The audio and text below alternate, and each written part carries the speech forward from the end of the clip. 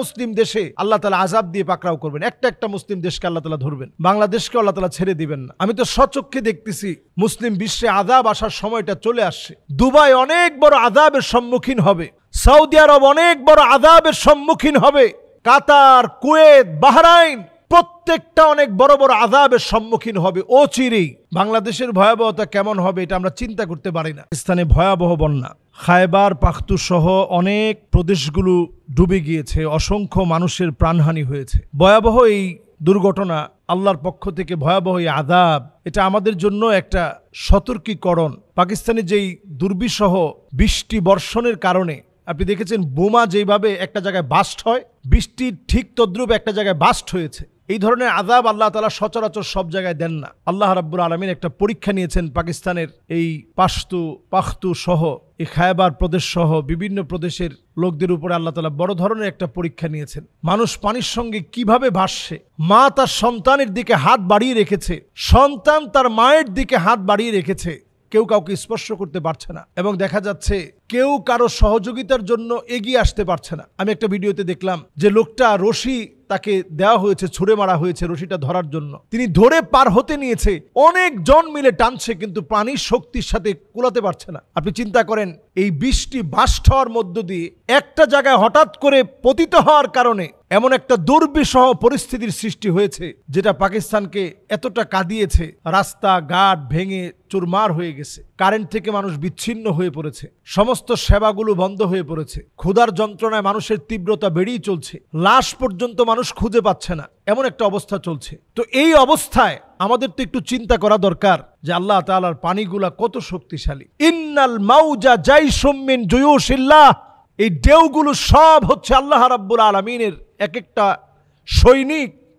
আল্লাহ তাআলা যখন বলবে সৈনিক ধর, পাকড়াও কর, সাথে সাথে পাকড়াও করে ফেলবে। 2025-এর এই সময়টা আমি আগেও বলেছি, এখনো বলি, অনেকগুলো প্রাকৃতিক দুর্যোগ বিভিন্ন দেশে আসবে। প্রাকৃতিক দুর্যোগগুলো এজন্য আসবে কারণ অলরেডি ইহুদিরা লাল গরুগুলো কিনে প্রস্তুত রেখেছে, এগুলো জবাই করে এগুলোকে পুড়িয়ে সে ছাইগুলো ইহুদিদের ঘরে ঘরে ঘরে ঘরে ঘরে ঘরে সব বিতরণ করা হবে। এর মধ্য দিয়ে তারা সুলাইমান আলাইহিসসালাতু ওয়াসসালাম যে বাইতুল মুকাদ্দাস নির্মাণ করেছিলেন, তারপরে আরও একবার নির্মাণ হয়েছে, বর্তমানের যে হালতে আছে ওই জায়গাতে তারা একটা থার্ড টেম্পল তৈরি করবে। এই থার্ড টেম্পল তৈরি করার জন্য তারা একেবারে প্রস্তুত। তো যখন তারা এইভাবে প্রস্তুতি নিচ্ছে, আমরা মুসলমানেরা যদি তাদের পক্ষে না বলি, একটা মুসলিম দেশে আল্লাহ তাআলা আযাব দিয়ে পাকড়াও করবেন, একটা মুসলিম দেশকে আল্লাহ তাআলা ধরবেন, বাংলাদেশকে আল্লাহ তাআলা ছেড়ে দিবেন না। কোরআনুল কারীম আল্লাহ রাব্বুল আলামিন বলছেন, আল্লাহ তাআলা পরিষ্কার বলছেন, ওয়াত্তাকু ফিতনাতান লা তুসিবান্নাল্লাযীনা যালামু মিনকুম খাসসাহ ওয়া'লামু আন্নাল্লাহা শাদীদুল ইকাব। আল্লাহ তাআলা বলছেন, ভয় করো আমার আযাবকে। এই আযাব যখন আসবে একটা করে আমি সবাইরে পাকড়াও করব। আমি তো স্বচক্ষে দেখতেছি মুসলিম বিশ্বে আযাব আসার সময়টা চলে আসছে। দুবাই অনেক বড় আযাবের সম্মুখীন হবে, সৌদি আরব অনেক বড় আযাবের সম্মুখীন হবে, কাতার, কুয়েত, বাহরাইন প্রত্যেকটা অনেক বড় বড় আযাবের সম্মুখীন হবে অচিরেই।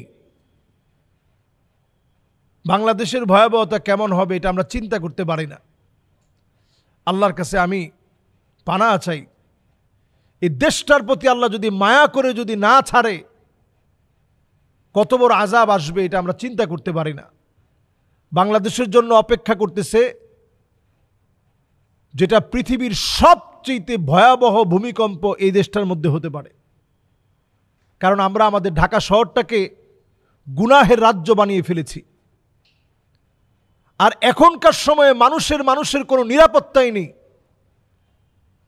রক্তপাত, লুটতরাজ, হত্যা, অন্যায়, রাহাজানি, ছিনতাই, চাঁদাবাজি, এগুলো যদি আপনারা বন্ধ না করেন, আল্লাহ পাকের পক্ষ থেকে গজব আসবে, গজব আল্লাহর পক্ষ থেকে আসবে।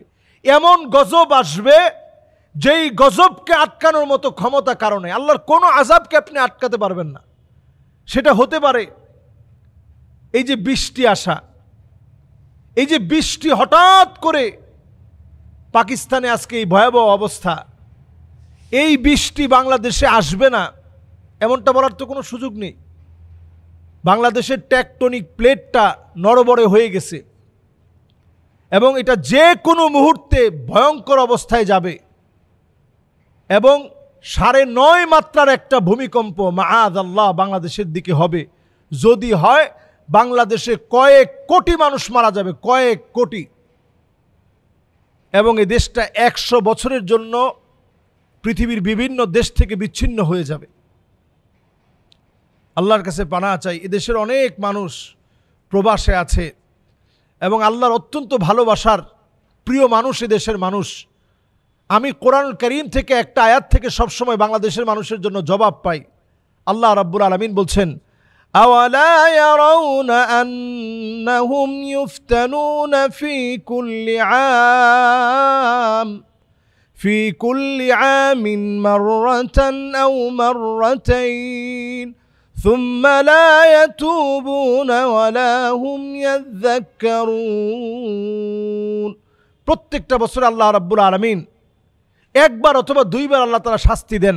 আল্লাহ তাআলা এরপরে দেখতে চান কারা আল্লাহর দিকে ফিরে আসে, কারা আল্লাহর কাছে তওবা করে।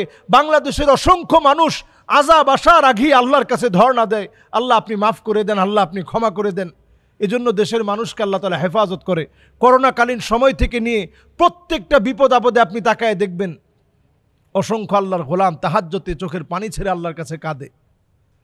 মাজলুমদের পাশে সরাসরি গিয়ে দাঁড়াতে না পারলেও ফিলিস্তিনের পক্ষে জোরালোভাবে বাংলাদেশের মানুষ প্রতিবাদ করে। ইমানি হিম্মত থেকে যতটুকুন থাকা দরকার ছিল তা না থাকলেও অন্তত চেষ্টাটুকুন করে। এজন্য আল্লাহর একটু মায়া লেগে যায়। কোরআনুল কারীম আল্লাহ তাআলা স্মরণ করিয়ে দিয়েছেন, ওয়াত্তাকু ফিতনাতাল লা তুসিবান্নাল্লাযীনা যালামু মিনকুম খাসসাহ। আল্লাহ কাউরে ছাড় দিবেন না আযাব আসলে, কিন্তু তারপরেও বাংলাদেশকে বারবার ছাড় দেন। আল্লাহ তাআলা বুঝায় দেন, গোলাম আমার দিকে ফিরে আয়। আল্লাহর কাছে পানাহ চাওয়া শুরু করি, প্রতিনিয়ত আল্লাহর কাছে মাফ চাই। আল্লাহ তাআলা আমাদের গুনাহ খাতা মাফ করুক, আমাদেরকে আল্লাহ তাআলা কবুল করুক। ওয়া সাল্লাল্লাহু আলা সাইয়্যিদিনা মুহাম্মদ ওয়া আলা আলিহি ওয়া সাহবিহি আজমাইন। ওয়াসসালামু আলাইকুম ওয়া রাহমাতুল্লাহি ওয়া বারাকাতুহু।